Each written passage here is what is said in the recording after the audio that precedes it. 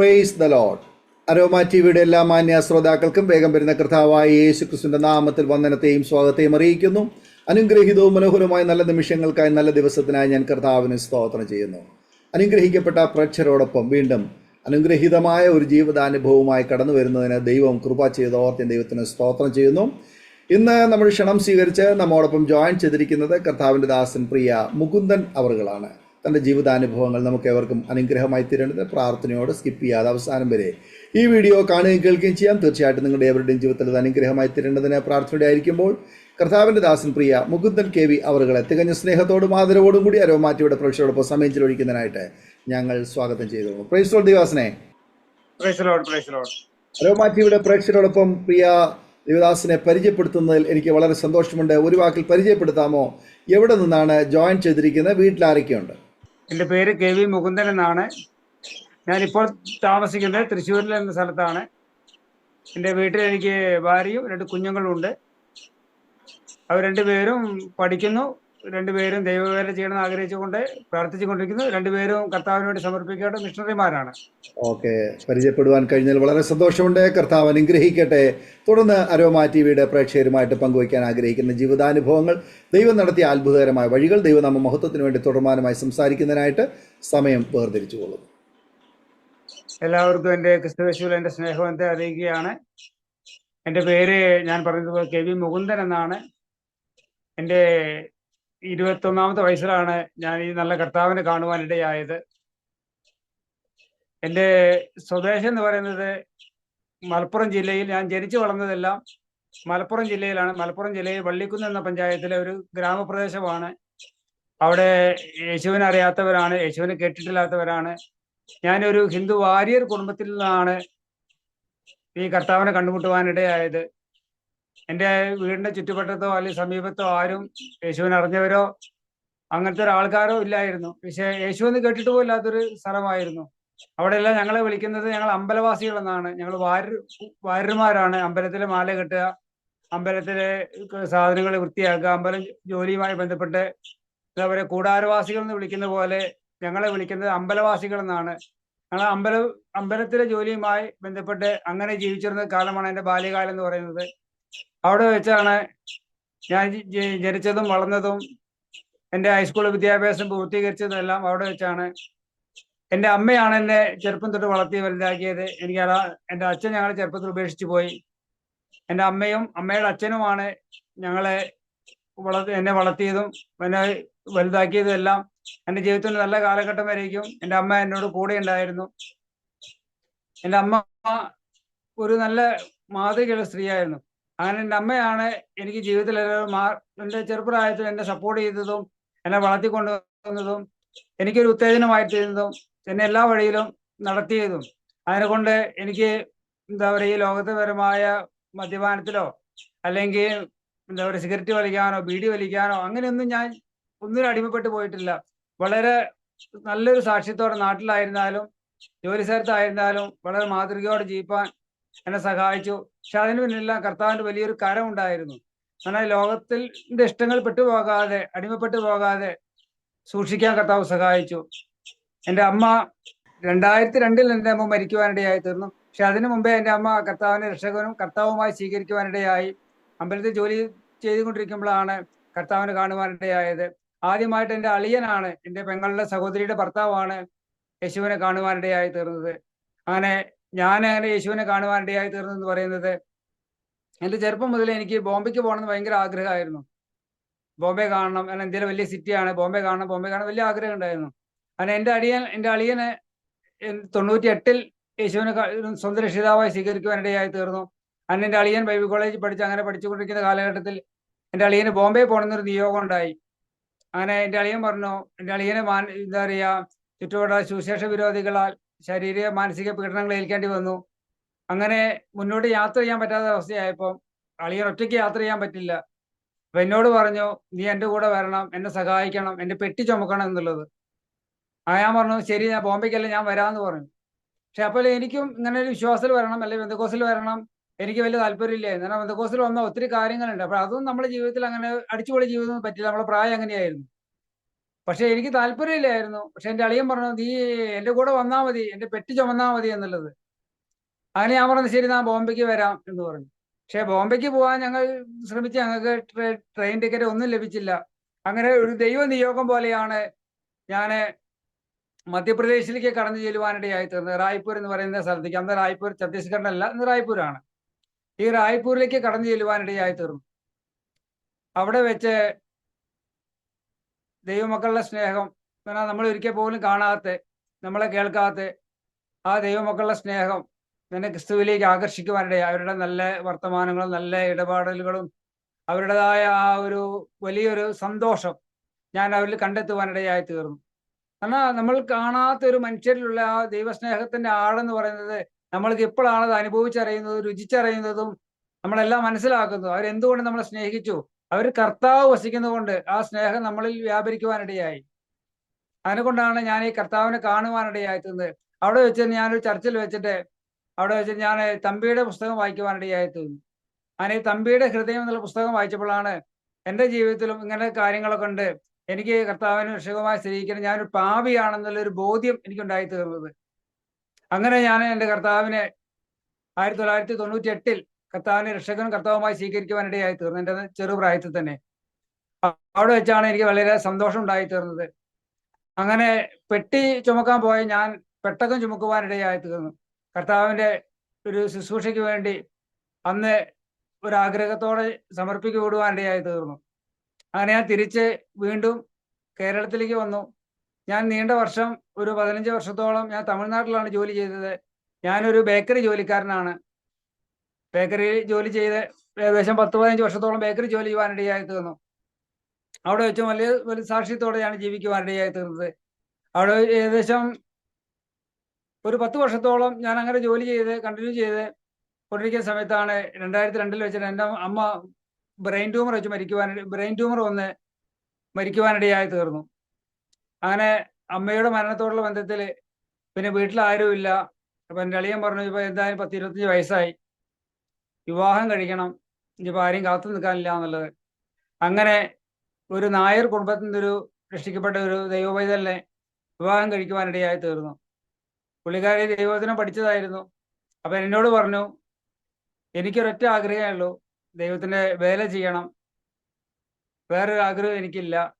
അപ്പം ഞാൻ പറഞ്ഞു, ദൈവത്തിൻ്റെ വേല ചെയ്യാം എന്നുള്ളത്.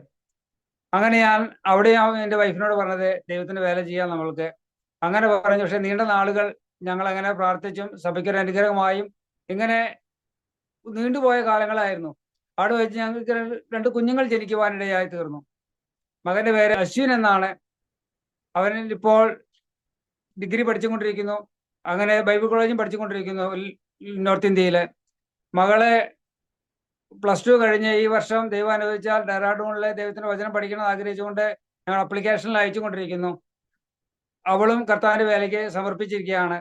ഞാൻ എൻ്റെ കുടുംബമായിട്ട്, ഞങ്ങളൊരു മിഷണറി കുടുംബമായിട്ടാണ് ഞങ്ങൾ കർത്താവിന്റെ വേലയ്ക്ക് വേണ്ടി സമർപ്പിച്ചിരിക്കുന്നത്. ഞങ്ങൾ അങ്ങനെ കർത്താവിന്റെ വേല വളരെ സന്തോഷത്തോടെ, ഞങ്ങൾ കർത്താവ് അയക്കുന്ന ഇടങ്ങളിൽ പോയി സാക്ഷ്യം പറയാനും കർത്താവിന്റെ വേല ചെയ്യുവാനും ഞങ്ങൾ നോർത്ത് ഇന്ത്യയിലേക്ക് വേണ്ടി സമർപ്പിക്കേണ്ട ഒരു മിഷണറി ആണെന്നുള്ളൊരു ബോധ്യത്തോടെയാണ് ഞങ്ങൾ ദിവസങ്ങളിലായിരിക്കുന്നത്. എൻ്റെ വിവാഹ ജീവിതം എന്ന് പറയുന്നത് വളരെ സന്തോഷമുള്ള ഒരു ജീവിതമാണ്. ഭാര്യയും 2 കുഞ്ഞുങ്ങളും ആണെങ്കിലും ഞങ്ങൾക്ക് വാടക വീടാണ്. സ്വന്തമായിട്ട് ഞങ്ങൾക്കൊന്നുമില്ലെങ്കിലും കർത്താവിൽ വളരെ സന്തോഷമുണ്ട്. കാരണം ഒരു എന്താ പറയുക, ഒരു ടോക്ക് ഞാൻ ഇങ്ങനെയാണ് മനസ്സിലാക്കിയത്, സമ്പത്ത് നിങ്ങളിൽ ശൂന്യത വർദ്ധിപ്പിക്കുമ്പോൾ യേശു നിങ്ങളിൽ സമൃദ്ധി വർദ്ധിപ്പിക്കുന്നു, അങ്ങനെ ജീവൻ വർദ്ധിപ്പിക്കുന്നു എന്നുള്ളത്. എൻ്റെ ജീവിതത്തിൽ യേശുവിനെ കണ്ടുമുട്ടിയപ്പോഴാണ് എൻ്റെ ജീവിതത്തിൽ സമൃദ്ധി ഉണ്ടായത്, എൻ്റെ ജീവിതത്തിൽ സന്തോഷമുണ്ടായത്, എൻ്റെ ജീവിതത്തിൽ വലിയ മാറ്റം ഉണ്ടാകുവാനിടയായി തീർന്നത്. എന്നാൽ യേശു ആരാണെന്നും യേശുവിന്റെ വചനം എന്താണെന്നും ബൈബിൾ എന്താണെന്നും ഒരിക്കൽ പോലും കേൾക്കാത്ത ഒരു സ്ഥലത്തു നിന്നാണ് ഞാൻ കടന്നു വരുവാനിടയായി തീർന്നത്.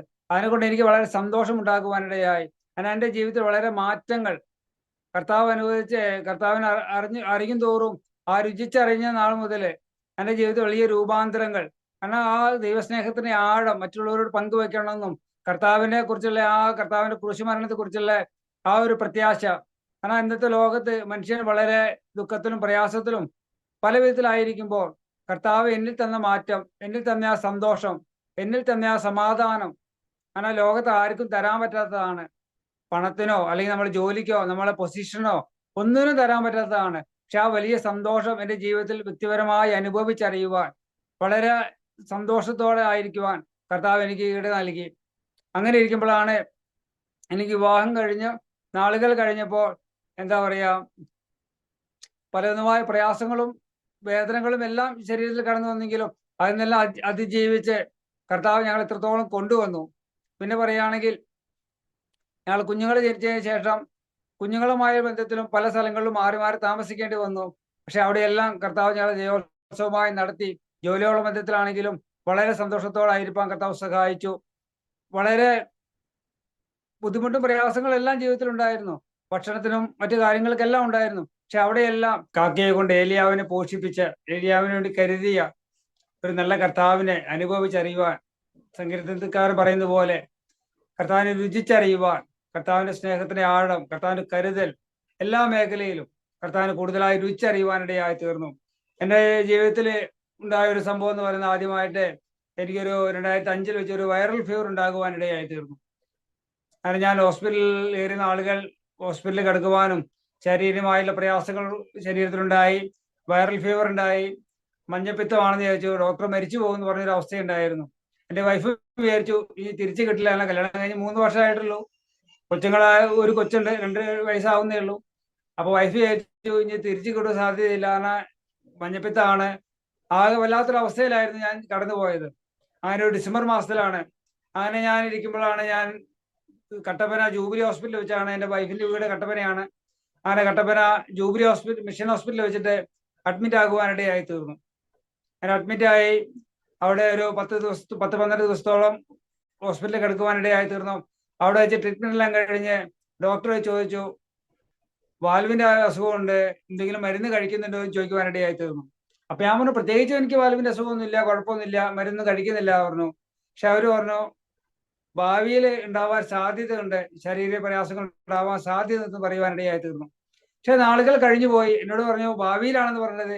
ഏകദേശം ഒരു 18 വർഷം, ഇപ്പൊ ഒരു 18 വർഷമായി. ഇപ്പൊ 2005 പറഞ്ഞിട്ട് ഒരു 18 വർഷത്തോളായപ്പം എനിക്ക് ശാരീരിക പ്രയാസങ്ങൾ വീണ്ടും അനുഭവിക്കാൻ തുടങ്ങി. എനിക്ക് ജോലിക്ക് പോകാൻ പറ്റുന്നില്ല, നടക്കാൻ പറ്റുന്നില്ല. വളരെ ബുദ്ധിമുട്ടും വളരെ വേദനകളും പ്രയാസങ്ങളും എല്ലാം ഉണ്ടാകുവാനിടയായി തീർന്നു. ഞാൻ ചോദിച്ചു, കർത്താവെ എന്ത് ചെയ്യും? ഞാൻ ജോലിക്ക് പോകുമ്പോൾ കർത്താവിനോട് പ്രാർത്ഥിക്കും, കർത്താവെ ഞാൻ എന്താ ചെയ്യണേ, എന്റെ സ്ഥിതിക്ക് മാറ്റം വരണേ എന്നുള്ളത്. അപ്പോൾ എനിക്ക് ആഗ്രഹം ഉണ്ടായിരുന്നു കർത്താവിന്റെ വേല ചെയ്യണം, പൂർണ്ണമായും കർത്താവിന്റെ സുവിശേഷ വേല ചെയ്യണം. അങ്ങനെ ഈ രോഗം വരുന്നതിന് മുമ്പേ എനിക്കൊരു സമർപ്പണം ഉണ്ടായിരുന്നു, കുടുംബമായി കർത്താവിന് വേല ചെയ്യണം എന്നുള്ളത്. അങ്ങനെ ഞങ്ങൾ പല സമയത്തോടെ ഏകദേശം 2015 തൊട്ട് കർത്താവിന്റെ വേലയ്ക്ക് വേണ്ടി സ്കൂൾ വെക്കേഷൻ ആകുമ്പോൾ ഞാൻ ജോലി ലീവ് എടുത്ത് നോർത്ത് ഇന്ത്യയിലേക്ക് പല സ്ഥലങ്ങളിലേക്ക്, ഒറീസയിലേക്കും ഉത്തർപ്രദേശിലേക്കും ഝാൻസിയിലേക്കും അങ്ങനെ പല സ്ഥലങ്ങളിലേക്ക് കർത്താവിന്റെ വേലയുമായി ബന്ധപ്പെട്ട് വെക്കേഷൻ സമയത്ത് കുഞ്ഞുങ്ങളുമായി കടന്നുപോയി. അവിടെ നോർത്ത് ഇന്ത്യൻ ഗ്രാമങ്ങളിൽ കർത്താവിനെ കുറിച്ച് സാക്ഷീകരിക്കാനും നമ്മൾക്ക് അറിയാവുന്ന രീതിയിൽ കർത്താവിനെ കുറിച്ച് പറയുവാനും അവിടെയുള്ള ജനങ്ങളെ കർത്താവിലേക്ക് നയിക്കുവാനും ഒരു കർത്താവ് എനിക്ക് അവസരം നൽകി. ഇതെല്ലാം ഞാൻ മാനുഷികമായി ചിന്തിച്ചാൽ നമ്മളെ കൊണ്ട് സാധ്യമല്ല. പക്ഷെ കർത്താവ് ഞങ്ങളെ അയച്ചു എന്ന് പറയുന്നതായിരിക്കും വളരെ ഒരു ഇതെന്ന് പറയുന്നത്. എന്നാൽ നമുക്കൊരു ആഗ്രഹം ജീവിതത്തിലുണ്ടായിരുന്നു, കർത്താവിന് വേണ്ടി എന്തെങ്കിലും ചെയ്യണം. ഈ ഭൂമിയിൽ കർത്താവ് നമ്മളെ വിളിച്ചു, നമ്മളെ വേർതിരിച്ചു. കർത്താവ് നമ്മൾക്ക് വേണ്ടി രക്തം ചിന്തി നമ്മളെ വീണ്ടെടുത്തു. നമ്മൾ ആ സ്നേഹം തിരിച്ചറിഞ്ഞു. അങ്ങനെ കർത്താവിനെ അറിഞ്ഞപ്പോൾ നമ്മൾക്കും നമ്മളൊരു ബാധ്യതയാണ്, നമ്മളൊരു ഉത്തരവാദിത്തമാണ് നമ്മളെ കർത്താവിനെ മറ്റുള്ളവർക്ക് പരിചയപ്പെടുത്തി കൊടുക്കുക എന്നുള്ളത്. ആ മഹത്തായ സന്ദേശമായി ഏകദേശം ഒരു 4 ട്രിപ്പോളം ഞങ്ങൾ കുടുംബമായി പോകുവാനിടയായി തീർന്നു. ഒഡീഷയുടെ റായ്ഗഡ് എന്ന് പറയുന്ന പ്രദേശത്ത് 2005-ലും 2015-ലും 2017-ലും കടന്നു പോകുവാനിടയായി. 2016-ൽ ഗോരഖ്പൂർ എന്ന് പറയുന്ന സ്ഥലത്ത് അവിടെ കടന്നുപോയി കർത്താവിന്റെ വേല സുശേഷീകരിക്കുവാൻ കർത്താവ് ഞങ്ങളെ സഹായിച്ചു. 2018 ഝാൻസി എന്ന് പറയുന്ന സ്ഥലത്ത് പക്ഷേ KR മനോജ് എന്ന് പറയുന്ന അവരോട് കൂടെ കുറച്ച് നാളുകൾ കർത്താവിന്റെ വേല ചെയ്യുവാൻ സുശേഷീകരിക്കുവാനും കർത്താവ് ഞങ്ങളെ കുടുംബമായി സഹായിച്ചു. അങ്ങനെ നാളുകൾ കടന്നുപോയി. 2019 വീണ്ടും ഞങ്ങൾ പോകാൻ ഒക്കെ തയ്യാറെടുത്തു. പക്ഷെ ആ സമയത്ത് കൊറോണ വരുവാനിടയായി. കൊറോണ വന്നപ്പോൾ അവിടെ തടസ്സങ്ങൾ നേരിട്ടു. അങ്ങനെ ഇരിക്കുമ്പോഴാണ് എനിക്ക് ജോലിയോടുള്ള ബന്ധത്തിൽ ഒത്തിരി പ്രയാസങ്ങൾ ഉണ്ടായിരുന്നു. കാരണം നമ്മള് ഡെയിലി വേജസ് ആയിരുന്നു ജോലി ചെയ്യുമ്പോൾ ഉണ്ടായിരുന്നത്. അപ്പൊ നമ്മൾ ഒരാഴ്ച ലീവ് എടുത്താൽ അവർ പറയും ജോലിക്ക് വരണ്ട എന്നുള്ളത്. അപ്പൊ എനിക്ക് വളരെ വേദന ഉണ്ടായിരുന്നു. കർത്താവ് എന്താ ചെയ്യുക, ഒരാഴ്ചയെങ്കിലും ലീവ് എടുത്ത്. അപ്പൊ നമ്മൾ സൺഡേ ലീവ് എടുത്ത് നമ്മൾ എവിടെയും പോകില്ല, ആരാധന കഴിഞ്ഞ് വീട്ടിലേക്ക് പോകും. പക്ഷേ അല്ലാത്തൊരു ദിവസം ജോലി ലീവ് കിട്ടി എനിക്ക് കർത്താവിന് വേല നാട്ടിലോ എവിടെയെങ്കിലും ട്രാക്ട് കൊടുക്കണം, കർത്താവിന് സാക്ഷീകരിക്കണം എന്നൊരു അതിയായ ആഗ്രഹം ഉണ്ടായിരുന്നു. അങ്ങനെ ഇരിക്കുമ്പോഴാണ് ഒരു വിദ്യാഭ്യാസവും ഇവിടെ എന്താ പറയാ, ഞാൻ ഹോട്ടൽ മാനേജ്മെന്റ് ഒന്നും പഠിച്ചതല്ല. പക്ഷെ എനിക്ക് റിലയൻസ് എന്ന കമ്പനിയിലെ ബേക്കറിയിലെ ഒരു സൂപ്പർവൈസറായി, ബേക്കറി സൂപ്പർവൈസറായി ജോലി ലഭിക്കാനിടയായി തീർന്നു. എൻ്റെ എന്താ പറയുക, എൻ്റെ 10ാം ക്ലാസ് വിദ്യാഭ്യാസ യോഗ്യത വെച്ച് അങ്ങനെ ഒരു സ്ഥലത്ത് ജോലി ലഭിക്കാൻ യാതൊരു സാധ്യതയും ഇല്ല. പക്ഷെ 7 വർഷത്തോളം റിലയൻസ് എന്ന കമ്പനിയിലെ അവിടെ ബേക്കറിയുടെ ഇൻചാർജ് ആയിട്ട് ജോലി ലഭിക്കാനിടയായി തീർന്നു. ആ 7 വർഷത്തിലും എനിക്ക് എന്താ പറയാ 5 വർഷത്തോളം 15 ദിവസം 20 ദിവസം ലീവ് എടുത്തിട്ട് നോർത്ത് ഇന്ത്യയിലെ വിവിധ ഗ്രാമങ്ങളിൽ ഞാൻ മുമ്പ് പറഞ്ഞതുപോലെ അനേക ഇടങ്ങളിൽ പോകുവാനിടയായി തീർന്നു. അപ്പൊ ഞാൻ മനസ്സിലാക്കുന്ന ഒരു കാര്യം, നമ്മൾക്കൊരു ആഗ്രഹം ഉണ്ടെങ്കിൽ, നമ്മൾക്കൊരു സമർപ്പണം ഉണ്ടെങ്കിൽ നമ്മൾക്ക് കർത്താവ് നമ്മളെ സഹായിക്കും. എന്നെ വ്യക്തിപരമായ ജീവിതത്തിൽ എനിക്ക് കർത്താവിനെ എന്താ പറയാ നമ്മൾക്കൂടെ കർത്താവ് ചെയ്യിപ്പിക്കും എന്ന് തന്നെ എനിക്ക് മനസ്സിലാക്കാൻ കഴിഞ്ഞു. അങ്ങനെ നീണ്ട നാളുകൾ അങ്ങനെ കർത്താവിന് ഞാൻ വന്നും പോയും ആണ് ഇരുന്നത്. അപ്പോൾ ഞങ്ങൾ പ്രാർത്ഥിക്കും, കർത്താവെ പൂർണ്ണമായി കുടുംബമായി ഞങ്ങളെ അയക്കണം, ഞങ്ങളെ അതിനു വേണ്ടി സമർപ്പിച്ചിരിക്കുകയാണെന്നുള്ളത്. അങ്ങനെ 2019 നമുക്കറിയാം, കൊറോണ വന്നു, ഒത്തിരി പ്രതികൂലങ്ങളും പ്രയാസങ്ങളൊക്കെ ഉണ്ടായി, നമ്മൾക്ക് എവിടെയും പോകാൻ കഴിഞ്ഞില്ല. പക്ഷെ 2019 2020 കടന്നു പോകാൻ കഴിയാത്ത അവസ്ഥയിൽ നിന്ന് 2021 വരുവാനിടയായി തീർന്നു. അതിനിടയിൽ വെച്ചിട്ട് എൻ്റെ ജോലി അവിടുന്ന് നഷ്ടപ്പെടുവാനിടയായി തീർന്നു. വളരെ പ്രയാസത്തോടെയാണ് എനിക്ക് അവിടെ ആയിരുന്നത്. പക്ഷേ ശമ്പളം 7 വർഷമായിട്ട് ഒരൊറ്റ ശമ്പളത്തിലാണ് ഞാൻ ജോലി ചെയ്തത്. ശമ്പളം ഒന്നും അവിടെ റിലയൻസ് പോലെ കമ്പനിയിൽ ശമ്പളം കൂട്ടി കിട്ടുക എന്നുള്ളത് വളരെ പാടില്ല. ഗ്രേഡ് മാറുമ്പോഴാണ് നമ്മളെ ശമ്പളം മാറും, പക്ഷെ ഗ്രേഡ് അവർ മാറ്റില്ല. അത് മാറ്റാതെ പരമാവധി നമുക്കറിയാം കോർപ്പറേറ്റ് കമ്പനികളിൽ എങ്ങനെയാണെന്നുള്ളത്. പക്ഷേ സമയമായപ്പോ 2019 അവസാനം, 2020 അവസാനം, അല്ല ആദ്യ കാലഘട്ടത്തിൽ ജനുവരിയിൽ ആദ്യത്തെ എന്റെ ജോലി അവിടെ നഷ്ടപ്പെടുവാനിടയായി തീർന്നു. അപ്പൊ എനിക്ക് വളരെ വിഷമമുണ്ടായി, വളരെ വേദനയുണ്ടായി. ഇനി എന്ത് ചെയ്യും? വാടക ഓർക്കണം, സ്വന്തം വീടല്ല, ഏകദേശം നല്ലൊരു വാടകയുണ്ട്, കുഞ്ഞുങ്ങളുടെ വിദ്യാഭ്യാസമുണ്ട്, അന്ന് മകൻ ഹൈസ്കൂളാണ് പഠിക്കുന്നത്. അപ്പൊ മുൻപോട്ട് എങ്ങനെ പോകും എന്ന് ഞാൻ ഭാരപ്പെട്ടിരുന്ന അവസ്ഥയില് കൊറോണ വന്നപ്പോ പിന്നെ എല്ലാവർക്കും ജോലി പോയി. കാരണം എന്റെ ജോലി മാത്രമല്ല, എല്ലാവരുടെ ജോലിയും പോയി. അപ്പോൾ ഞാൻ വിചാരിച്ചു, കർത്താവ് ഇനി ഒരു ജോലി കിട്ടുക എന്നുള്ളത് എന്നെ ചിന്തിച്ച സാധാരണ ഒരു ജോലിക്കാരനെ ചിന്തിച്ചാൽ വളരെ പാടാണ്. പക്ഷെ അങ്ങനെ ഇരിക്കുമ്പോൾ എൻ്റെ വീടിന്റെ അടുത്തുള്ള ഒരു ബേക്കറിയിൽ എനിക്ക് ജോലി ലഭിക്കാനിടയായി തീർന്നു. കാരണം ഞാൻ കഴിഞ്ഞ റിലയൻസിൽ വാങ്ങിയ ശമ്പളത്തിന്റെ ഡബിൾ ശമ്പളം, റിലയൻസിൽ എന്ത് ശമ്പളം വാങ്ങിയോ ആ ശമ്പളത്തിന്റെ ഡബിൾ ശമ്പളമായിട്ടാണ് എനിക്ക് എൻ്റെ വീടിന്റെ അടുത്തുള്ള ജോലി സ്ഥലത്ത് എനിക്ക് ശമ്പളം കിട്ടുവാനിടയായി തീർന്നത്. അപ്പോൾ ഞാൻ മനസ്സിലാക്കി, ദൈവം എനിക്ക് നന്മയ്ക്കാക്കി തീർത്തു എന്നുള്ളത്. കാരണം അവിടുന്ന് ആ ജോലി നഷ്ടപ്പെട്ടപ്പോൾ എനിക്ക് വേദന ഉണ്ടായിരുന്നു, പ്രയാസം ഉണ്ടായിരുന്നു. ഞാനൊരു 10-7 ദിവസം വീട്ടിലിരിക്കുവാനിടയായി തീർന്നു. വളരെ വേദനയോടെയാണ് ആയിരുന്നത്. പക്ഷേ ദൈവം അതെന്ത് ചെയ്തു? യോസഫ് പറഞ്ഞത് പോലെ, നിങ്ങൾ എനിക്ക് ദോഷം നിരൂപിച്ചു, പക്ഷെ ദൈവം അതെനിക്ക് നന്മയ്ക്കാക്കി തീർത്തു എന്നുള്ളത് യോസഫിന്റെ ജീവിതാനുഭവത്തിലൂടെ എനിക്കത് ഒന്നും കൂടെ ഉറയ്ക്കുവാനിടയായി തീർന്നു. അങ്ങനെ കർത്താവിനെ ഒന്നും കൂടെ അടുത്തറിയുവാൻ, മനുഷ്യൻ നമ്മൾക്ക് ദോഷം നിരൂപിക്കുമ്പോൾ ദൈവം അത് നന്മയ്ക്കാക്കി മാറ്റും എന്നുള്ളത് ദൈവവചനത്തിന്റെ അടിസ്ഥാനത്തിൽ എനിക്ക് മനസ്സിലാക്കാനിടയായി തീർന്നു. കാരണം ദൈവത്തിന്റെ വചനം എങ്ങനെയാണ് പറയുന്നത്? സകലതും നന്മയ്ക്കായി കൂടി വ്യാപരിക്കുന്നു എന്നുള്ളത്. എൻ്റെ ജീവിതത്തിലും അത് നന്മയ്ക്കായിട്ട് കൂടി വ്യാപരിച്ചു. എന്നാൽ ദൈവത്തെ സ്നേഹിക്കുന്നവർക്ക്, നിർണയപ്രകാരം വിളിക്കപ്പെട്ടവർക്ക് സകലതും നന്മയ്ക്കായി കൂടി വ്യാപരിക്കുന്നു എന്ന് ദൈവത്തിന്റെ വചനം പറയുന്നത് എൻ്റെ ജീവിതത്തിൽ വ്യക്തിപരമായി എനിക്ക് അനുഭവിച്ചറിയുവാനിടയായി തീർന്നു. കാരണം ആ ഒരു പിന്നെ ഒരു 3 വർഷം, 3.5-4 വർഷത്തോളം ഈ ശമ്പളം പിന്നെ ഒരു 4000 ഒരു എക്സ്ട്രാ എനിക്ക് 2 വർഷം കഴിയുമ്പോൾ കൂട്ടി തരുവാനിടയായി തീർന്നു. കാരണം സാമ്പത്തിക ആവശ്യങ്ങൾ ഉണ്ടായിരുന്നു, ഒത്തിരി കാര്യങ്ങൾ ഉണ്ടായിരുന്നു, മക്കളുടെ വിദ്യാഭ്യാസം ഉണ്ടായിരുന്നു, ഒത്തിരി കാര്യങ്ങൾ ഉണ്ടായിരുന്നു. അങ്ങനെ മുന്നോട്ട് വളരെ സന്തോഷത്തോടെയാണ് ഞാൻ പോയിക്കൊണ്ടിരുന്നത്. അതിനിടയിൽ മകന്റെ കുറച്ച് പ്രതികൂലങ്ങളും പ്രയാസങ്ങളൊക്കെ ജീവിതത്തിലുണ്ടായി. പക്ഷെ അതിനെല്ലാം തരണം ചെയ്യുവാൻ കർത്താവ് സഹായിച്ചു. മകന്റെ ജീവിതത്തിൽ ഒത്തിരി മാറ്റങ്ങൾ വരുവാനിടയിൽ, ലോകത്തിൻ്റെതായ മോഹങ്ങളും പ്രശ്നങ്ങളും എല്ലാം ഉണ്ടാകുവാനിടയായി തീർന്നു. പക്ഷെ അതിൽ നിന്നും കർത്താവ് വിടുവിച്ചു. കർത്താവിന്റെ വലിയ പ്രവൃത്തി എൻ്റെ വ്യക്തിപരമായ ജീവിതത്തിൽ അനുഭവിച്ചറിയുവാനിടയായി. അതിനെല്ലാം ഒറ്റ കാരണം എന്ന് പറയുന്നത്, ദൈവത്തിന്റെ വചനം പറയുന്നു, പാറമേൽ വീട് പണിത മനുഷ്യന്റെ ജീവിതത്തില് എന്താ പറയാ, മണലിന്മേൽ വീട് മനുഷ്യനും പാറമേൽ വീട് മനുഷ്യന്റെ കഥയും നമ്മൾ മത്തായി സുവിശേഷം വായിക്കുമ്പോൾ മനസ്സിലാക്കാൻ കഴിയും. പക്ഷെ രണ്ടുപേരുടെ ജീവിതത്തിലും കാറ്റടിച്ചു, പ്രതികൂലങ്ങൾ ഉണ്ടായിരുന്നു. അതേപോലെ വിശ്വാസിയുടെ ജീവിതത്തിലും ഉണ്ടാവും, അല്ലാത്തവരുടെ ജീവിതത്തിലും ഈ ലോകത്തിൽ കാണുന്ന എല്ലാ പ്രയാസങ്ങളും ഉണ്ടാവും. കാരണം ഇന്നത്തെ കാലഘട്ടത്തിൽ നമ്മൾ ഇല്ല എന്നാണ് കേൾക്കുന്നതെങ്കിൽ, പക്ഷേ ദൈവത്തെ അറിഞ്ഞൊരു ഭക്തന്റെ ജീവിതത്തില് ഈ ലോകത്തിൽ വരുന്ന എല്ലാ മനുഷ്യനും വരുന്ന ആ ഒരു പ്രവൃത്തി വിശ്വാസിയുടെ ജീവിതത്തിലും അവിശ്വാസിയുടെ ജീവിതത്തിലും വരും. പക്ഷെ ഞാൻ മനസ്സിലാക്കിയത്, നമ്മൾക്കത് എന്ത് ചെയ്യും? ഉറപ്പിന് കാരണമായി തീരും, അത് നന്മയ്ക്ക് കാരണമായി തീരും. എന്നാൽ കർത്താവ് നമ്മൾ പാറമേലാണ്, ക്രിസ്തു എന്ന പാറമേലാണ് നമ്മൾ പണിതിരിക്കുന്നത്. നമ്മൾ വിശ്വാസത്താലാണ് ജീവിക്കുന്നത്. എന്നാൽ ദൈവത്തിന്റെ വചനം ഇങ്ങനെ പറയുന്നു, തന്റെ നീതിമാൻ വിശ്വാസത്തിൽ ജീവിക്കുക എന്നുള്ളത്. ആ വിശ്വാസ ജീവിതത്തിൽ മുന്നേറുവാൻ എന്റെ കർത്താവിനെ പഠിപ്പിക്കുവാനിടയായി തീർന്നു. അങ്ങനെ മകനോടുള്ള ബന്ധത്തിൽ ഒത്തിരി പ്രയാസങ്ങളും പ്രതികൂലങ്ങളും എല്ലാം കടന്നു വന്നു. അവനെ മുന്നോട്ട് കൊണ്ടുവരണം, അവൻ എന്ത് ചെയ്യുന്നെല്ലാം ഞാൻ വിചാരിച്ചു.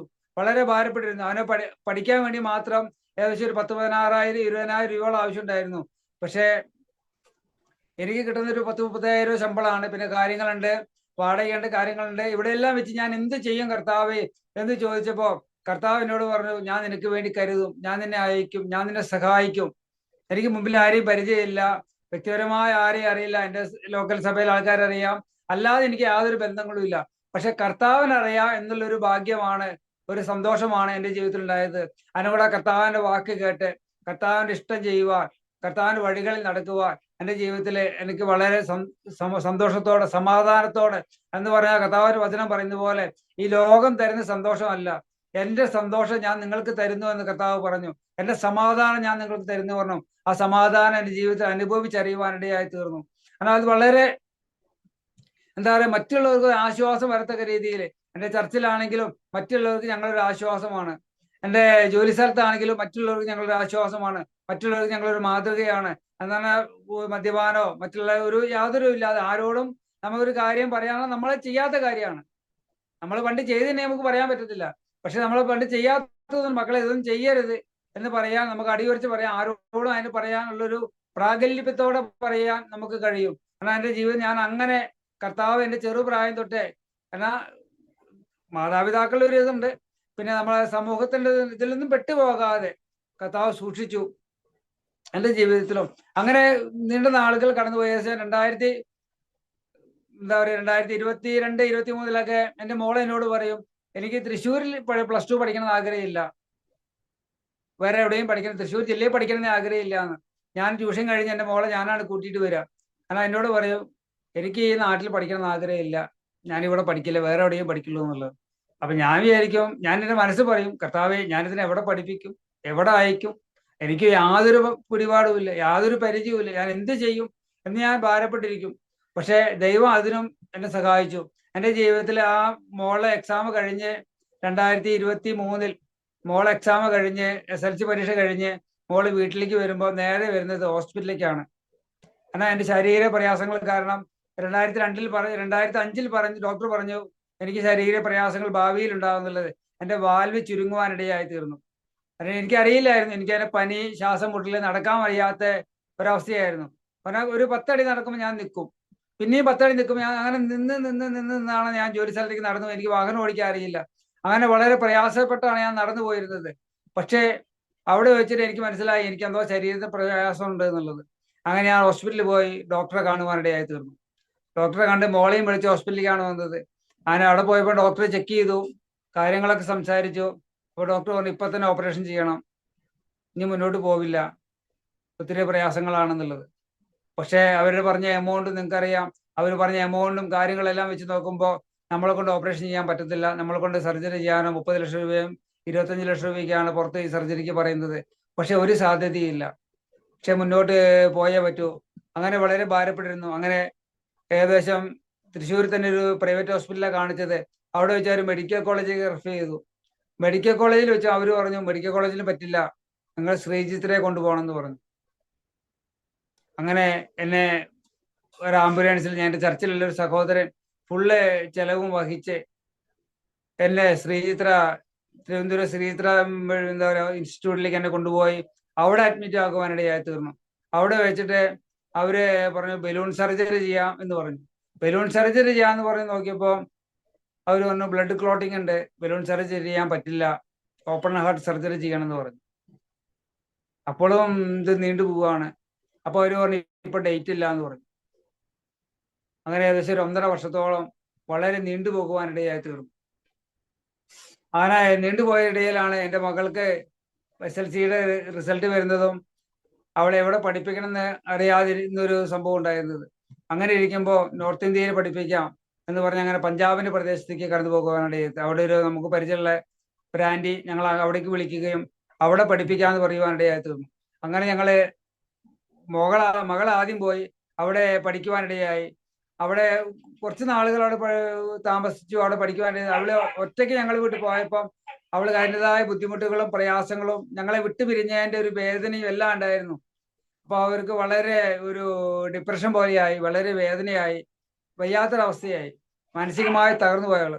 അപ്പോൾ അവള് പറഞ്ഞു എൻ്റെ അപ്പനെയും അമ്മയും ഇല്ലാതെ പറ്റില്ല എന്ന് പറഞ്ഞു. അങ്ങനെ ഞങ്ങളെ ഇതെല്ലാം വിട്ടിട്ട് ദൈവത്താൽ ഞങ്ങൾ എന്ത് ചെയ്തു, തൃശ്ശൂരിൽ നിന്ന് ഞങ്ങൾ പഞ്ചാബ് ലുധിയാന എന്ന് പറഞ്ഞ സ്ഥലത്തേക്ക് ഞങ്ങൾ പോകുവാനിടയായി തീർന്നു. അവിടെ കഴിഞ്ഞ ഒരു വർഷത്തോളം പഞ്ചാബിന്റെ പ്രദേശത്തായിരിക്കാനും അവിടെ കർത്താവിനെ സാക്ഷീകരിപ്പാനും അവിടെയുള്ള ദൈവമക്കളോട് ചേർന്ന് ദൈവദാസനോട് ചേർന്ന് അവിടെ ഞങ്ങൾ 1000 സ്ഥലങ്ങളിൽ സാക്ഷിയായി ജീവിപ്പാനും കർത്താവ് ഞങ്ങളെ സഹായിച്ചു. അപ്പോഴും കർത്താവ് എന്നോട് പറഞ്ഞത്, ഞാൻ യോസഫിനെ മിസ്രയീമിലേക്ക് അയച്ചതുപോലെ ഞാൻ നിന്നെ മാറ്റി അയച്ചതാണ്. പിള്ളേരുടെ കാര്യത്തിന് വേണ്ടിയാണ് ഞാൻ നിന്നെ ഇപ്പൊ ഇവിടേക്ക് അയച്ചിരിക്കുന്നത്. കാരണം ഈ ലോകത്തിന്റെ ഇഷ്ടങ്ങളിൽ പെട്ടുപോകാതെ ഒരു തൽക്കാലത്തിന് വേണ്ടിയാണ് ഞാൻ ഇതിനെ ആ ദേശത്ത് നിന്ന് മാറ്റിയതെന്ന് കർത്താവിനോട് പറയുവാനിടയായി തീർന്നു. അവിടെ ഏകദേശം ഒരു വർഷത്തോളം അവിടെ താമസിക്കുവാനിടയായി. വീണ്ടും ഞാൻ തിരിച്ച് കേരളത്തിൽ വന്നു. 2024 കേരളത്തിൽ വന്ന് വീണ്ടും ശ്രീചിത്രയിൽ പോയി അവിടെ വീണ്ടും ഡോക്ടറെ കണ്ടു, ഫിറ്റ്നസ് എടുത്തു, അവിടെ സർജറിക്ക് വേണ്ടി ഡേറ്റ് വാങ്ങി. അങ്ങനെ സർജറി ഡേറ്റ് കിട്ടി. വീണ്ടും ഞാൻ തൃശ്ശൂരിൽ വന്ന് തിരിച്ചു പോകുമ്പോൾ എനിക്ക് വീണ്ടും വയ്യാതെയായി. എന്നാൽ എന്നെ കൊണ്ട് നടക്കാൻ പറ്റാത്തൊരവസ്ഥയിലായി. എൻ്റെ ശരീര സ്ഥിതി വെച്ച് നോക്കുകയാണെങ്കിൽ ഓപ്പറേഷൻ ചെയ്യാനുള്ള യാതൊരു സാധ്യതയില്ല. എന്ന് പറഞ്ഞാൽ ശ്രീത്രയെ കുറിച്ച് പറയുകയാണെങ്കിൽ ഫിറ്റ്നസ് കറക്റ്റ് അല്ലെങ്കിൽ അവർ സർജറി ചെയ്യത്തില്ല. നമ്മുടെ ശാരീരിക എല്ലാ ഫിറ്റ്നസ്സും അവർ പറയുന്നത് എല്ലാ ഫിറ്റ്നസ്സും ഇല്ലെങ്കിൽ അവർ സർജറി ചെയ്യാതെ നമ്മളെ മാറ്റിക്കളയും. പക്ഷെ ദൈവം അനുവദിച്ച് എന്നെ അവിടെ അഡ്മിറ്റ് ആക്കുവാനിടയായി തീർന്നു. ഈ ഓഗസ്റ്റ് 14-ാം തീയതി എന്നെ അഡ്മിറ്റ് ആക്കുവാനിടയായി തീർന്നു. അവിടെ വെച്ച് അഡ്മിറ്റ് ആക്കുവാനും 15 കഴിഞ്ഞ് 16-ാം തീയതി എന്നെ സർജറി ചെയ്യുവാനും, ഓപ്പൺ ഹാർട്ട് സർജറിയാണ് എനിക്ക് ചെയ്തത്, എന്നെ സർജറി ചെയ്യുവാനിടയായി തീർന്നു. അന്ന് നമുക്കെല്ലാം അറിയാവുന്നതുപോലെ നമ്മൾ എന്താ പറയാ, അന്ന് ഡോക്ടർമാരുടെ സമരമായിരുന്നു, ഓൾ ഇന്ത്യ സമരമായിരുന്നു. കൽക്കത്തയിലെ ഒരു ലേഡി ഡോക്ടറെ ബലാത്സംഗം ചെയ്ത് കൊന്ന പ്രശ്നത്തില് അവിടെ ഓൾ ഇന്ത്യ സമരമായിരുന്നു. അപ്പൊ ഡോക്ടർ പറഞ്ഞു ഇന്ന് സർജറി ചെയ്യില്ല, ഇന്ന് ഞങ്ങൾ മുടക്കാണെന്ന് പറയുവാനായിരുന്നു. പക്ഷെ ഞാനാണെന്ന് ആ കിടക്കയിൽ നിന്ന് പ്രാർത്ഥിച്ചു, കർത്താവേ നീയാണ് പറഞ്ഞത് എന്നോട് ഓഗസ്റ്റ് 16-ാം തീയതി എന്റെ സർജറി ചെയ്യുന്നുള്ളത്. ഞാൻ ദൈവത്തോട് പ്രാർത്ഥിച്ചു, എൻ്റെ കുടുംബം പ്രാർത്ഥിച്ചു, എൻ്റെ സഭ പ്രാർത്ഥിച്ചു, എനിക്കറിയാവുന്ന ദൈവമക്കളെല്ലാം പ്രാർത്ഥിച്ചിരുന്നു.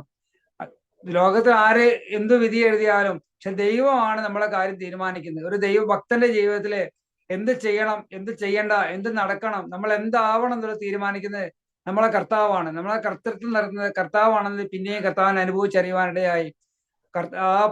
ഈ ഓഗസ്റ്റ് 2024 ഓഗസ്റ്റ് 16-ാം തീയതി തന്നെ എന്റെ സർജറി ചെയ്യുവാനിടയായി തീർന്നു. എന്താ പറയാ, എന്നോട് കൂടെ സർജറി ചെയ്ത പലർക്കും ശാരീരികമായ പല പ്രയാസങ്ങൾ വീണ്ടും ഉണ്ടാകുവാനിടയായി. പക്ഷേ ദൈവമക്കളുടെ പ്രാർത്ഥന, എൻ്റെ കുടുംബത്തിന്റെ പ്രാർത്ഥന, എൻ്റെ സഭയുടെ പ്രാർത്ഥന, എനിക്കറിയാവുന്ന എല്ലാവരും പ്രാർത്ഥിച്ചു. ഇന്ന് പൂർണ്ണ ആരോഗ്യത്തോടെ സന്തോഷത്തോടെ അനേകയിടങ്ങളിൽ കർത്താവിന്റെ എന്താ പറയുക, ഞങ്ങളെ സെന്ററിനോട് ബന്ധത്തിൽ അനേകയിടങ്ങളിൽ കർത്താവിന്റെ വചനവും കർത്താവിന്റെ സാക്ഷ്യവും ട്രാക്ടറുമായി കടന്നു പോകുവാൻ, കൂട്ടായ്മകൾ കടന്നു പോകുവാൻ, പൂർണ്ണ സമയം കർത്താവിനോട് സമർപ്പിക്കപ്പെടുവാനിടയായി തീർന്നു. ഇന്ന് ആരോഗ്യത്തോടെ ഞാൻ ആയിരിക്കുന്നത് ദൈവത്തിന്റെ മഹാകരുണ കൊണ്ടാണ്, കൃപ കൊണ്ടാണ്. എന്നാൽ ദൈവത്തിന്റെ വചനം എങ്ങനെ പറയുന്നു, എന്നെ ശക്തനാക്കുന്നതിന് മുഖാന്തരം ഞാൻ സകലത്തിനും മതിയാകുന്നു എന്നുള്ളത്. കാരണം നമ്മൾ ഏതവസ്ഥയിലായിരുന്നാലും നമ്മളെ പുറത്തെ മനുഷ്യൻ ശാരീരിക ബലഹീനതകൾ നമുക്കുണ്ടാകും. പക്ഷെ നമ്മളെ അകത്തെ മനുഷ്യൻ നാൾക്ക് നാൾ പുതുക്കം പ്രാപിക്കുകയാണ്. എന്നാൽ വചനം എങ്ങനെയാണ് പറയുന്നത്, മനുഷ്യൻ അപ്പം കൊണ്ട് മാത്രമല്ല ദൈവത്തിന്റെ വായിൽ നിന്ന് വരുന്ന സകല വചനം കൊണ്ടും ജീവിക്കുന്നു എന്നുള്ളത്. അകത്തെ മനുഷ്യൻ നമ്മൾ ഡൗൺ ആയി പോകുമ്പോഴാണ് നമ്മളെ ശാരീരികമായി തളർന്നു പോകുന്നത്. പുറമേയുള്ള മനുഷ്യൻ എത്ര ക്ഷയിച്ചാലും നമുക്ക് യാതൊരു കുഴപ്പമില്ല. നമ്മൾ അകത്തെ മനുഷ്യൻ നമ്മൾ ശക്തിപ്പെടുമ്പോഴാണ് നമ്മൾക്ക് ആ ബലം ഉണ്ടാകുന്നത്, നമുക്ക് ആരോഗ്യം ഉണ്ടാകുന്നത്, നമുക്ക് മുന്നോട്ട് പോകുവാനുള്ള ഒരു ശക്തി, ഒരു എനർജി ഉണ്ടാകുന്നത്. ഉള്ളിൽ നമ്മൾ എത്ര ക്ഷീണം അനുഭവിച്ചോ നമ്മൾ തളർന്നു പോകും. പക്ഷെ ദൈവവചനം നമ്മൾ ധ്യാനിക്കുകയും ദൈവവചനം പഠിക്കുകയും കർത്താവിന്റെ വഴികൾ നടക്കുകയും നമ്മൾ ചെയ്യുകയാണെങ്കിൽ ദൈവത്തിന്റെ വചനം പറയുന്ന പോലെ പാറമേൽ വീട് പണിത മനുഷ്യനെ പോലെ നമ്മളായിത്തീരും. എന്തെല്ലാം പ്രതികൂലം ജീവിതത്തിൽ വന്നാലും എന്തെല്ലാം കാറ്റടിച്ചാലും നമ്മൾ അതൊന്നും തകർത്ത് കളയില്ല. എന്റെ ഉറപ്പാണ്, എൻ്റെ ജീവിതത്തിന് അനുഭവമാണിത്. അങ്ങനെ പല മേഖലയിൽ നമ്മൾ കണ്ടു വളർന്നതാണ്, നമ്മൾ കേട്ട് വളർന്നതാണ്. പക്ഷെ അവിടെ നിന്നെല്ലാം എന്താ പറയാ, ജീവിത സാഹചര്യം മനുഷ്യനെ പലവിധമായ മേഖലയിൽ കൊണ്ടുപോകും. പക്ഷെ അവിടെ നിന്നെല്ലാം തരണം ചെയ്ത് ഇത്രത്തോളം കർത്താവ് സഹായിച്ചു. സാമ്പത്തികമായ പല ആവശ്യങ്ങളുണ്ടായിരുന്നു. പക്ഷെ ഞാനൊന്നും കരുതിയിട്ടില്ലെങ്കിലും കർത്താവ് സർജറിയുടെ ബന്ധത്തിലും ഓപ്പറേഷന്റെ ബന്ധത്തിലെല്ലാം കർത്താവ് കരുതി, കർത്താവ് സഹായിച്ചു. അങ്ങനെ കർത്താവിന്റെ കരുണയാണ് ഇതെല്ലാം. ദൈവമക്കളുടെ പ്രാർത്ഥനയാണ്, ദൈവമാണ് എന്നെ സഹായിച്ചത്, എത്രത്തോളം കൊണ്ടുവന്നത്. ഞാനും കർത്താവിന്റെ വേലയ്ക്ക് വേണ്ടി പൂർണ്ണ സമയം സമർപ്പിക്കപ്പെട്ടിരിക്കുന്ന വ്യക്തിയാണ്. എന്താ പറയുക, ഈ ജൂൺ വരുമ്പോൾ ദൈവത്തിന്റെ വചനം പഠിക്കാൻ പോകണമെന്ന് ആഗ്രഹിക്കുന്നു, അതിനുവേണ്ടി സമർപ്പിക്കുകയാണ്. മകളാണെങ്കിലും അങ്ങനെ തന്നെ. മകൾ ദൈവം അനുവദിച്ചാൽ ഡെറാഡൂണിൽ പോയി പഠിക്കണമെന്നാണ് ആഗ്രഹിക്കുന്നത്. അതിനുവേണ്ടി അപ്ലിക്കേഷനിൽ അയച്ചിട്ടുണ്ട്. അവളെയും കർത്താവിന് വേണ്ടി സഹായിക്കണം. പിന്നെ എൻ്റെ വ്യക്തിപരമായ ജീവിതത്തിൽ എനിക്കൊരു ആഗ്രഹമുള്ളത്, വീണ്ടും നോർത്ത് ഇന്ത്യയിൽ തന്നെ കടന്നു വരണം. ദൈവത്തിന്റെ വചനം പഠിച്ച് ആരും പോവാത്ത ഗ്രാമങ്ങളിൽ, ആരും എത്തപ്പെടാത്ത ഇടങ്ങളിൽ കർത്താവിന് സാക്ഷിയായി, കർത്താവിന് ഈ ആയുസ് കർത്താവിന് വേണ്ടി പൂർണ്ണമായും പ്രയോജനപ്പെടുവാൻ കർത്താവ് നമ്മളെ ഓരോരുത്തരെയും സഹായിക്കണം എന്ന് പറഞ്ഞുകൊണ്ട് ഞാൻ സാക്ഷ്യത്തിൽ ഇരിക്കുന്നു. ആമേൻ, ആമേൻ, സ്തോത്രം. വളരെ ജീവിതത്തിലെ അനുഭവങ്ങളിലൂടെ ദൈവം നടത്തിയ അത്ഭുതകരമായ വഴികളെക്കുറിച്ച് പങ്കുവയ്ക്കുവാൻ കർത്താവിൻ്റെ ദാസൻ പ്രിയ മുകുന്ദൻ KV അവറുകൾക്ക് ദൈവം കൃപ ചെയ്ത് ഓർത്ത് ദൈവത്തിന് സ്തോത്രം ചെയ്യുന്നു. ഒരു അമ്പലവാസി എന്ന ആ ഒരു പാരമ്പര്യമാണ് ആ കുടുംബ പശ്ചാത്തലത്തിനുണ്ടായിരുന്നതെന്നും വാര്യർ കുടുംബാംഗമാണെന്നും ഒക്കെ പറഞ്ഞു. ആ ജീവിതത്തിലെ ആ തുടക്കത്തെക്കുറിച്ച് പറഞ്ഞപ്പോൾ തീർച്ചയായിട്ടും മനസ്സിലാക്കുവാൻ കഴിയുന്നൊരു കാര്യമുണ്ട്. ദൈവത്തിന് ആവശ്യമുള്ളവരെ ദൈവം തിരഞ്ഞെടുക്കും. അത് ഏത് കുടുംബത്തിൽ നിന്നായാലും, ഏത് ദേശത്ത് നിന്നായാലും, ഏത് ഭാഷക്കാരനായിരുന്നാലും, ഏത് വംശക്കാരനായിരുന്നാലും, ദൈവത്തിന് ഒരു വ്യക്തിയെ ആവശ്യമുണ്ടെങ്കിൽ തീർച്ചയായിട്ടും ദൈവം ആ വ്യക്തിയെ വിളിക്കും. ദൈവം വിളിക്കുമ്പോൾ ആ വിളി ദൈവവിളിയാണെന്ന് തിരിച്ചറിഞ്ഞാൽ തീർച്ചയായിട്ടും ദൈവ വഴികളിൽ നടക്കുവാനും ദൈവത്താൽ ഉള്ള നിയോഗം ആ വ്യക്തിയുടെ ജീവിതത്തിൽ പൂർത്തീകരിക്കപ്പെടുവാനും ഇടയായിത്തീരും. അനേക പ്രിയപ്പെട്ടവരെ ദൈവം വിളിച്ചിട്ടുണ്ട്. എന്നാൽ എല്ലാ പ്രിയപ്പെട്ടവർക്കും ഈ ഒരു അനുഭവത്തിലേക്ക് വരുവാൻ കഴിഞ്ഞിട്ടില്ല എന്നുള്ളതാണ് സത്യം. എന്നാൽ കർത്താവിൻ്റെ ദാസൻ മുകുന്ദൻ KV അവർക്കും കുടുംബത്തിനും ഈ ഒരു അനുഭവത്തിലേക്ക് വിളിക്കുക മാത്രമല്ല, കർത്താവിന് വേണ്ടി പ്രയോജനപ്പെടുവാൻ ഇറങ്ങിത്തിരിക്കുവാനും ദൈവം അവസരം ഒരുക്കിയല്ലോ. തീർച്ചയായിട്ടും നിങ്ങളുടെ ജീവിതത്തിൽ ഉണ്ടായിട്ടുള്ള നല്ല അനുഭവങ്ങൾ കർത്താവിന് വേണ്ടി നല്ല സാക്ഷ്യം വഹിപ്പാൻ പിന്നെയും അവസരങ്ങളെ കർത്താവ് ഒരുക്കട്ടെ എന്ന് ആശംസിക്കുന്നു, പ്രാർത്ഥിക്കുന്നു. ഒരു നിമിഷം നാം കണ്ണുകളെ അടയ്ക്കാം, ഹൃദയങ്ങളെ ഏകാഗ്രമാക്കാം. ദൈവത്തിൽ പ്രാർത്ഥിക്കുമ്പോൾ അരോമ TVയുടെ ശ്രോതാക്കൾക്ക് വേണ്ടി കർത്താവിൻ്റെ ദാസന് ഒരു വാക്കിൽ ചുരുക്കം വാചകങ്ങൾ പ്രാർത്ഥിക്കാം. കർത്താവ് നമ്മെ സഹായിക്കും. പ്രാർത്ഥിക്കാം. പരിശുദ്ധനായ ദൈവമേ, സ്വർഗ്ഗീയ പിതാവേ, കർത്താവെ നല്ല സമയത്തിനായ നീയോട് സ്തോത്രം. കർത്താവെ അരോമ TVക്കായി സ്തോത്രം ചെയ്യുന്നു. കടദാസനായി സ്തോത്രം ചെയ്ത് കർത്താവെ കടദാസന കർത്താവ് അനേകർക്ക് അനുഗ്രഹം പ്രയോജനമാക്കി തീർക്കുന്നതിനായി നീയോട് സ്തോത്രം ചെയ്യുന്നു. കർത്താവെ ഈ പ്രോഗ്രാം മുഖാന്തരം കർത്താവ് അനേകർ കർത്താവിനെ അറിയുവാൻ സാക്ഷിയായി, അനേകർ കർത്താവിന് സൗരഭ്യവാസനയായി തീരുവാൻ ദൈവമായ കർത്താവ് സഹായിക്കട്ടെ. വചനം കേട്ടവരുടെ പേരിൽ ദൈവത്തിന്റെ പരിശുദ്ധാത്മാവിന്റെ വലിയ വ്യാപാരം ഉണ്ടാകുവാൻ ഇടയാക്കണം. വചനം കേട്ടവരുടെ പേരിൽ ദൈവത്തിന്റെ പരിശുദ്ധാത്മാവെന്ന് വായിക്കുന്നത് പോലെ വലിയ ആത്മാവിന്റെ സാന്നിധ്യം അനുഭവിച്ചറിയുവാൻ ഓരോ വ്യക്തികളെയും കർത്താവ് സഹായിക്കണമേ എന്ന് പ്രാർത്ഥിക്കുന്നു. കർത്താവെ ദൈവപ്രവൃത്തി വെളിപ്പെടുവാൻ ഇടയാക്കണം. കർത്താവെ സ്തോത്രം, അങ്ങേ കേട്ടിട്ടില്ലാത്തവർ, കർത്താവെ കണ്ടിട്ടില്ലാത്തവർ കാണുമെന്ന് വായിക്കുന്നത് പോലെ കർത്താവെ സ്തോത്രം, അനേകർ കർത്താവ് സാക്ഷിയായി, കർത്താവ് അനേകർ സാക്ഷ്യവുമായി പിന്നെയും കർത്താവ് നിൽക്കുവാൻ കടദാസനെയും കർത്താവ് സഹായിക്കണമേ. അരോമ TVയെ കർത്താവ് പ്രയോജനപ്പെടുത്തണമേ എന്ന് പ്രാർത്ഥിക്കുന്നു. കേട്ടവരുടെ മേൽ കർത്താവിന്റെ പ്രവൃത്തി വെളിപ്പെടണം. അങ്ങ് പ്രാർത്ഥന കിടന്നതിനായി സ്തോത്രം. ക്രിസ്തുയേശുവിൻ നാമത്തിൽ ആമേൻ. ആമേൻ, ആമേൻ, ആമേൻ. താങ്ക് യു കർത്താവ് ദാസൻ മുകുന്ദൻ അവറുകൾ. ഇത്രത്തോളം സമയം അനുഗ്രഹിക്കപ്പെട്ട ജീവിതാനുഭവം, ദൈവം നടത്തിയ അത്ഭുതകരമായ വഴികളെയും കുറിച്ച് ദൈവനാമ മഹത്വത്തിന് വേണ്ടി പങ്കുവയ്ക്കുവാൻ അരോമ TVയുടെ പ്രേക്ഷകരോടൊപ്പം സമയം ചെലവഴിച്ചതിന് കർത്താവിൻ്റെ ദാസനോട് കുടുംബാംഗങ്ങളുടേതായ നന്ദി സ്നേഹം അറിയിക്കുന്നു. കർത്താവ് ധാരാളം അനുഗ്രഹിക്കട്ടെ.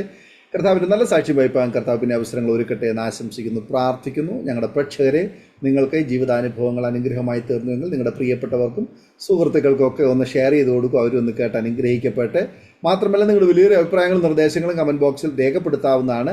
അതുപോലെ തന്നെ aroma.tv.co.in എന്ന വെബ്സൈറ്റ് നിങ്ങൾ സന്ദർശിക്കാം. എല്ലാ തിങ്കളാഴ്ചയും രാത്രി 9 മണി മുതൽ നടക്കുന്നതായ പ്രെയർ ലൈനിൽ നിങ്ങൾക്ക് ജോയിൻ ചെയ്യാവുന്നതാണ്. നിങ്ങൾക്ക് ഏറ്റവും അനുഗ്രഹമായിരിക്കും. നിങ്ങളുടെ വിഷയങ്ങൾക്ക് വേണ്ടി ഞങ്ങൾ പ്രാർത്ഥിക്കുന്നു. അതുപോലെ നിങ്ങൾക്ക് ഏതെങ്കിലും പ്രാർത്ഥനാ വിഷയമുണ്ടെങ്കിൽ സ്ക്രീനിൽ കാണുന്ന വാട്സപ്പ് നമ്പറിൽ ഞങ്ങളെ വിവരം അറിയിക്കൂ. ഞങ്ങൾ നിങ്ങൾക്ക് വേണ്ടി പ്രാർത്ഥിക്കാം. അടുത്ത അനുഗ്രഹിക്കപ്പെട്ട ഒരു ജീവിതാനുഭവമായി വീണ്ടും കൂടി കാണുമ്പോൾ എല്ലാ പ്രിയപ്പെട്ടവർക്കും good bye. God bless you all. ആമേൻ. ഓർമ്മയുടെ മനോരഥത്തിൽ മായാത്ത ഓർമ്മയ്ക്കായി അരോമ മാട്രിമോണിയിൽ നിന്നും ജീവിത പങ്കാളിയെ കണ്ടെത്തൂ. നിങ്ങൾ ഒരു ക്രിസ്തീയ ജീവിത പങ്കാളിയെ അന്വേഷിക്കുകയാണോ? അതോ മക്കൾക്ക് അനുയോജ്യമായ ഒരു തക്ക തുണയ്ക്ക് വേണ്ടി പ്രാർത്ഥിക്കുന്ന വ്യക്തിയാണോ? എങ്കിൽ അരോമ മാട്രിമോണി നിങ്ങൾക്ക് വേണ്ടിയാണ്. ഇന്നു തന്നെ സൗജന്യമായി രജിസ്റ്റർ ചെയ്യൂ. അരോമ മാട്രിമോണിയുടെ പ്രത്യേകതകൾ. രജിസ്ട്രേഷൻ തികച്ചും സൗജന്യം. ലോകത്തെവിടെയുമുള്ള അനുയോജ്യമായ ക്രിസ്തീയ ജീവിത പങ്കാളിയെ തിരഞ്ഞെടുക്കാം. വിവാഹം നടക്കുന്നതുവരെ സർവീസ് ലഭിക്കുന്നു. ഏറ്റവും ചെറിയ പാക്കേജുകളും തിരഞ്ഞെടുക്കാം. അരോമ മാട്രിമോണി നിങ്ങൾക്കായി ഒരുക്കുന്നു വിവാഹം പരമാനന്ദം. Email aroma matrimony2020@gmail.com